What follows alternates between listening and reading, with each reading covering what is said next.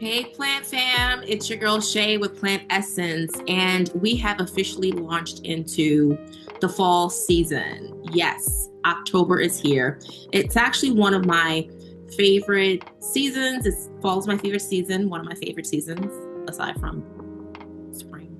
I do like summer, early summer though.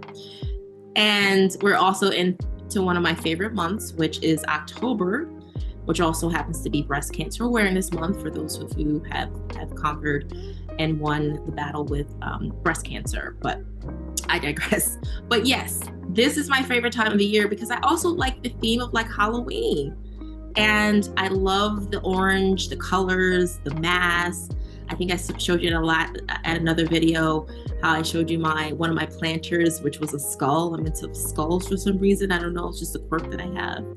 But I just love it. And this time, I want to share with you some of my top 10 favorite plants that are kind of like a little goth, a little dark. They remind me of like Halloween and a little creepy, not so creepy. I'm not going to show you my carnivorous plants again, which I do love. They would be befitting for this kind of season, but I'm not going to show you those. I'm going to show you something a little different, mostly philodendrons. But I'm going to show you what they look like and how dark they are and how, like, you know, they kind of remind me of Halloween and the fall. And maybe they may remind you of that as well. So let's get right into it. So the first on my list is this beauty here. This is the Philodendron. I said Philodendron. I said Philodendron. Oh my God. Philodendron Florida Ghost. Is just a beautiful plant. I have to step back a little bit so you can really see it. And when I got this plant and I showed you an unboxing of this plant a couple videos ago, it was just tiny. It wasn't a culture. It wasn't a tissue culture. It was just a little bit bigger than that. It was tiny. And it did have some really ghostly like leaves that were all white, which did die. But the great thing about it, the green leaves, they just kind of like flourished. I gave it great light, as you can see, and the leaf size is it's just huge. It's just huge. It's just taking off so well, and it's actually working on its newest leaf here.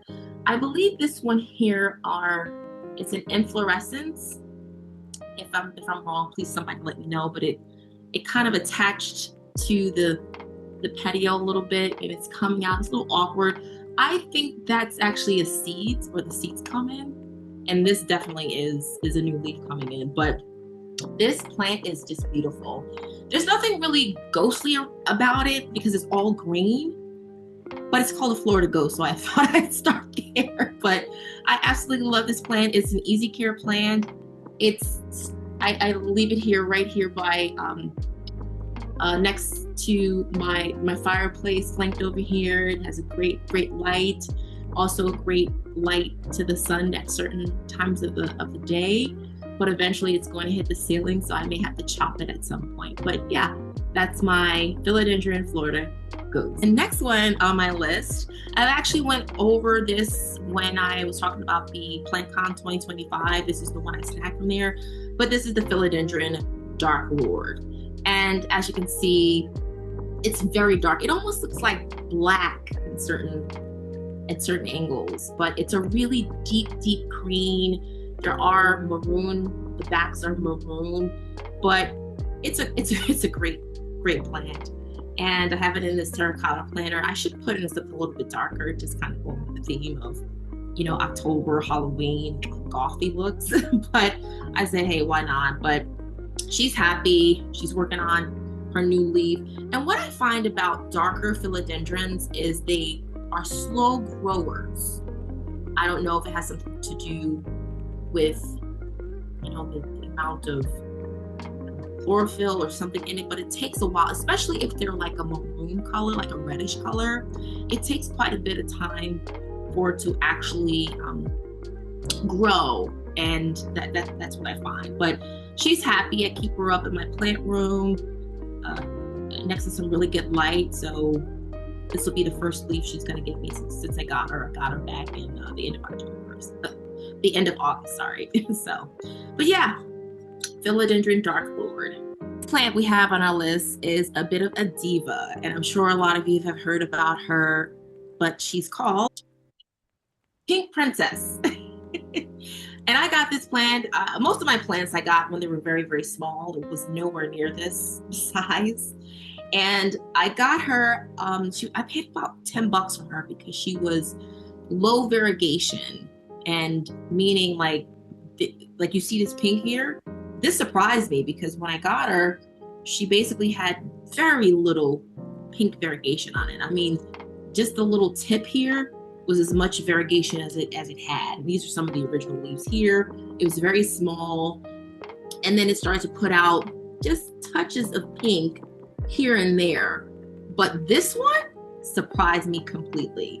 But Pink Princess, they have a tendency to turn, just all like maroon, greenish maroon, very similar to the Dark Lord that I just showed you. And then they just revert and they stay like that. But then sometimes they turn around and shock you with this pink here. Some of them can go half moon, but it really depends. And the other thing too about the Philodendron Pink Princess is that you have to give it a good ample amount of humidity, which I do keep it in my plant room with constant humidity in that room. I believe it's somewhere near 60% humidity on a daily basis. And it's right underneath a really strong grow light, and it's giving me no pink variegation, which, if I put this plant and a Dark Lord or another Philodendron next to it, you'd think it was the same plant, but it's not. This is the Pink Princess. But it does put out some nice leaves, but then some of the leaves come in a little crinkly, as you can see. It's weird. This one here, I'm actually about to chop this because it's ugly. It's just ugly. But then you're like, wait, aren't we supposed to be talking about Halloween and October and goth? There's really nothing goth about this, talking about a Pink Princess. However, let me show you one thing. I'm going to take my shear. I've already cleaned it and sanitized it with my alcohol. So I'm just going to cut this leaf off. I'm going to show you what it looks like, because when you cut it off, it actually bleeds. I'm telling you, it's weird. Ooh. If you can see on my shear, you see a little bit of maroon like blood. It's literally like bleeding almost. Show you this.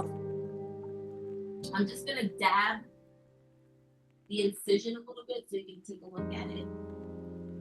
But it's clearly like pink. It looks like blood almost. It like drips. It's really weird. But I like the plant. I think eventually I am going to have to take it and put it someplace else where it's like a floor plant, because right now I have it on a plant shelf and it's getting way too big. And I'm gonna have to make sure it gets ample light, it's humidity. I gotta figure out where I'm gonna put it in this house. I mean, I have, again, over 130 plants in my collection, and it's just hard trying to figure out where to put them. But nonetheless, Pink Princess, big diva, but she gives some really goth leaves. It's like it's weird, but I do appreciate her. Now, the next plant we're going to talk about, another philodendron. It's called the Philodendron Bronze, and she's cute. She's really cute. This one, the leaves are really like nice hunter dark green. It's very, very dark in my opinion. Really easy to grow. I just forget about this plant, and this plant she's happy, and I forget to water her. She's still happy. She puts out decent leaves. I think actually this one's a little crooked here because I pinched it a little bit, and it's growing a little crooked, but it's still growing. So she's very forgiving for some reason. So. But this one, actually the leaves should be a lot bigger. I've had her for almost a year, and she's put about 3 or 4 leaves out. I got her when she was really small. And like I said before, for some reason the really dark maroonish plants, aside from the Philodendron Philodendron Pink Princess. That's a prolific grower. But this plant and the other plant that I showed you, the Dark Lord, they're just slow growers, but they seem to be really happy and thriving. But I really like this plant. I think she's really cute. I have a little stake here to kind of keep her from like tilting over, but she's a cutie. So I wanted to share that with you. Okay, so staying on the philodendron theme, we're going to show you here is the Philodendron micans. I've always wanted this plant, and I got this plant a year ago. I've had a little bit over a year. It was teeny tiny. It was like in a very small 4-inch pot. Actually, no. I think this is a 4-inch pot. No, 5. It's been in this pot, the same nursery pot. Now to finish this decorative pot here, but it was just really tiny. It didn't trail it like this at all. It was very small, and I got a good price for it. I think it's well under 20 bucks. But I like it, and I like it because it's very like fall, autumn, October theme. The leaves are velvety. They're so freaking velvety. It's such a beautiful plant. I just absolutely adore it. And then when it gets sun stressed, it kind of has like an orange hue about it. It looks so pretty. Like this one, I think this particular leaf might be on its way out, but it's very deceiving because it's like, oh my god, it's so pretty and fall like. Sometimes you'll have like a few other orange like leaves kind of like dotted between it, and it's so pretty. And actually it's so pretty because it kind of matches my burnt orange couch over there. I just love it. It looks so nice if I had it like hanging on a wall. Wouldn't it look nice? That would look so freaking nice. But anyway, I digress. But I do like this. Again, Philodendron micans, great trailing plant. I haven't seen it up on a pole, even though it is a climber, but typically you'll see people using this as a beautiful trailing plant. It just trails really pretty and easygoing. Keep the soil moist, not too moist. You don't have to overwater. You can forget to water it, and she bounces back really nicely. You can tell when it needs to be watered because the leaves will curl in. I don't like to see this baby curl in like that, so I make sure I keep her nice and moist. So, yep, love her. Okay, so next we have the Philodendron tortum, and I'm gonna be honest with you, I've had this plant for a year, and I haven't had one single issue with this plant. And I've heard so many plant enthusiasts like loathe this plant, like, oh, it just comes out and the leaves are like broken and I just can't get it. I haven't had that issue with this plant. Thank God, knock on wood. I don't want to start having problems with it. But she's easygoing, and actually she's working on another leaf. And I haven't had to chop a single leaf. Not a single leaf has turned, no, let me take it back. A little tiny leaf turned yellow. But these are all the original leaves from when I got it. Well, when I got her, I think there was about 3 leaves. So it was this leaf, and this leaf. These are tiny. And there was a teeny tiny one that just kind of fell off. But these larger ones, these are all new. And it's working on another leaf here. And it's so great when it unfurls because it's like kind of creepy-ish. It's very creepy because it looks like fingers that are like trying to unfurl, and it just takes its time unfurling, and then when it comes out, it's like, oh my god, it's so great. I keep this one right next to my bed in my bedroom, and give it grow light, top down grow light. It's next to some other types of plants. It's a really happy, really easygoing plant. I keep it in a clear pot. The roots are doing really well. I have no issues, no pest issues, nothing. It's a great plant in my opinion, but it's very in keeping with the theme of like October, autumn, Halloween, just how it unfurls. I wish I had like a time lapse of the tortum leaf unfurling because it's really creepy. So, but yeah, Philodendron tortum. Okay, so I finished with all the philodendrons for now, I believe. Yeah, so now I'm on to a different genus, which is this is the Begonia melanobullata. I've showed you this before, but it's doing okay. I wish that I wasn't showing you this with this leaf that's dying here, but this particular plant here, but just so you know, begonias a little challenging for me. I'm not gonna lie, but I had to have this one in again the Begonia melanobullata. It sounds like some type of coffee drink from the coffee house, I swear. But it has very prickly, like almost like perforated spikes, if you can see. And they have little hairs on them. But it's very in keeping with like the Halloween theme. And actually, I'm gonna take that dying leaf and cut it off. Let it conserve some energy. Hopefully, it will start to grow some other leaves at the bottom. You have to keep this one moist, and you definitely have to keep the humidity level kind of strong on this one. And I do. I keep it in good light. I keep it in humidity, but I've had this for about 2 months, and she's really never put out much. These little tiny ones in there, but I told myself I wasn't going to take this begonia and transport her into another clear pot, because every time I do that, the plant just goes into root shock and it just dies. So I didn't do that. It actually put out this little tiny one, but as you notice, there's no spikes on it.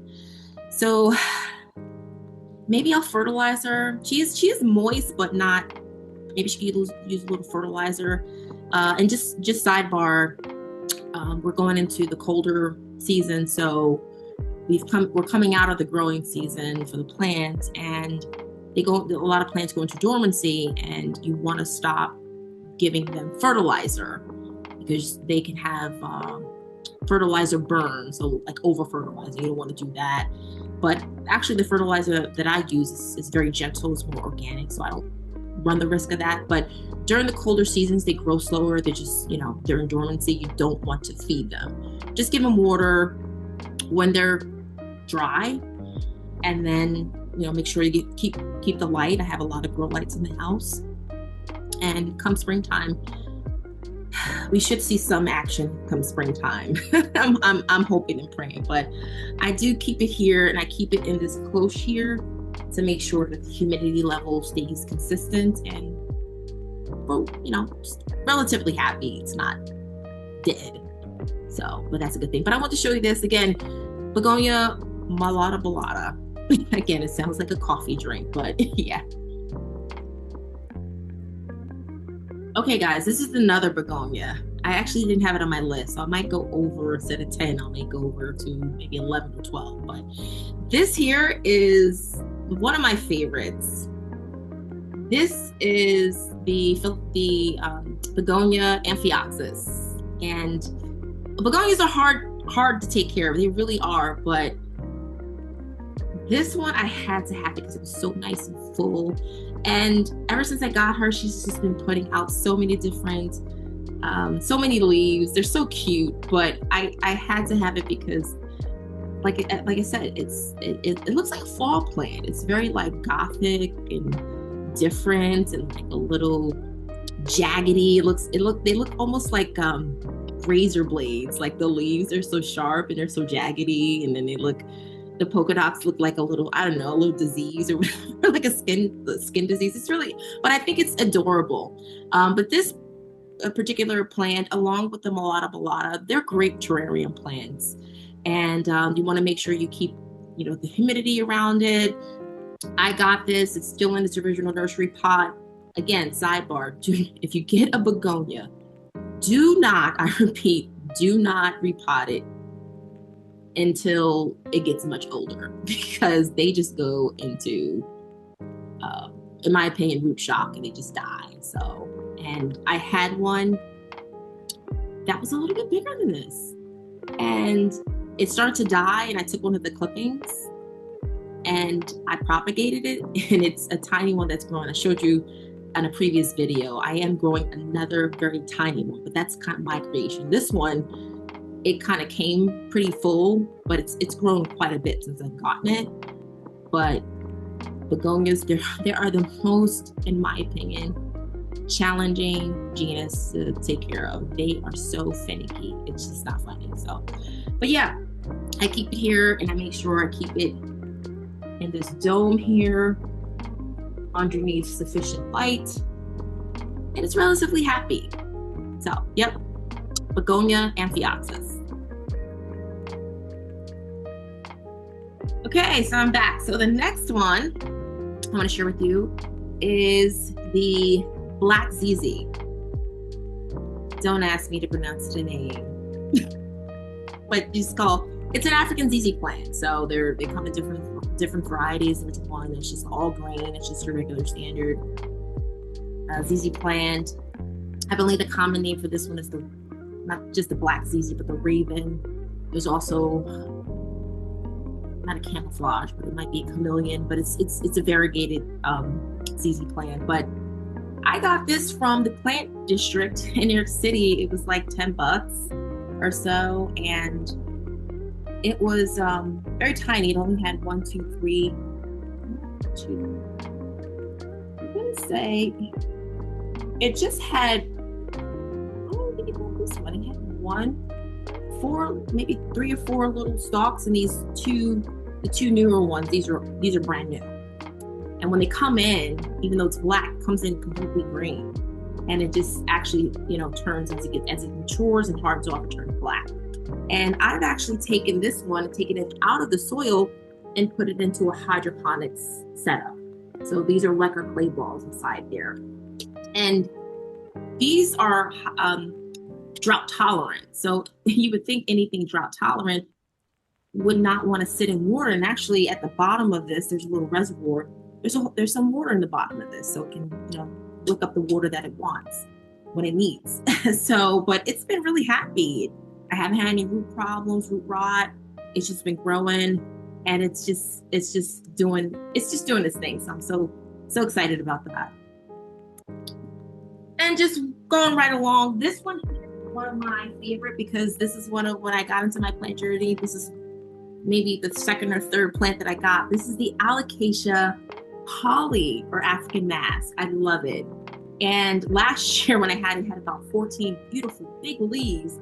And then shockingly it went into dormancy mode, and then I only had 2 leaves left. They just drooped and fell off and had to cut them off. But this year it's just growing. I actually have a new leaf actually coming in the middle here. But I have about 9 or 10 leaves on this, but this is so nice and giving of the season. It's very goth-like, very green, very dark green. They look fake. It looks fake. It's almost like wax almost in a way. And it's so funny. My father calls it the collard green plant because it looks like collard green. So I told him, I said, listen, you don't want to eat these. You might get some poison. So the other thing about alocasias is they are prone to pests like spider mites or spider mite magnet. Let me tell you, I have a few alocasias in my collection. I have not had that issue. I don't know if it's my caretaking. I don't know if it's my environment, but I have not had a single pest on this plant. So she's happy. I also keep the soil moist. I also have one of these terracotta spikes that you fill it with water, and I don't know if you can see it, but it's right there, and this is the lid for it. You just fill it with water, and the plant just basically wicks up what moisture it needs because terracotta is porous. And she's happy. I keep her in my bedroom in a little plant display that I have, and she's really happy. So Alocasia Holly, aka African moss, a succulent variety. This is called the Aeonium Black Rose. Very in keeping with the season, very goth. She's happy. I got her sent from a farm, an Etsy shop. I forget where it's located, but put her in a succulent mix, and I put her in this nice little decorative pot here, and she's happy. Keep her under a strong grow light in my plant room, and keep her away from too much humidity, and yeah, let's see how well she does. Does look like she has some new growth coming in the center. So I'm excited about this plant. A little different from the succulents that I normally have in my collection. The succulents that I have are very like plump and thick. And you know when they need to be watered. This is a little bit thick, different, as the leaves are very thin. So I'm gonna have to do some research into seeing how to water them, because I don't want to overwater them. I don't want to underwater them, but yeah, Aeonium Black Rose. All right. I think that, oh, a bonus. I actually got this from a big box just recently, and I wanted to share this with you. This one is called the Ace of Hearts Anthurium. Yeah, look at the card that's in there. So, but look at the leaves. Look at these. These are called space. This is where they specify them. Yeah, these are the flowers of they call them spathes or bracts. So they're not technically flowers, they're called bracts or spathes. But I just thought this was so beautiful, because you typically just see the red ones, the standard red like flamingo ones, but this one is so different because it's so like maroon and dark and like goth, and I thought that this would be something good to show. But for not for nothing, the anthuriums are really easy to take care of. I do have a red flamingo up in my bedroom. She's doing well. I give her great light and make sure she's moist, and she's happy. So I just had to pick this up from a big box just recently. But yeah, Anthurium Ace of Hearts. Okay guys, so that is all that I have to show you about my collection for the fall, autumn, October, Halloween theme type stuff. And again, I love the fall, and I might even consider having a little get together at my house really soon, just to kind of have my girlfriends dress up in costumes and have costumes and cocktails or something like that. So, and I'm thinking, maybe I should. I do love skulls. I'm going to show you my skull. Skull's so cute. So, but yeah, thank you so much, guys, for watching this. And if you don't mind, please like, share, subscribe, do all that stuff. And until next time, you stay safe out there. Bye-bye.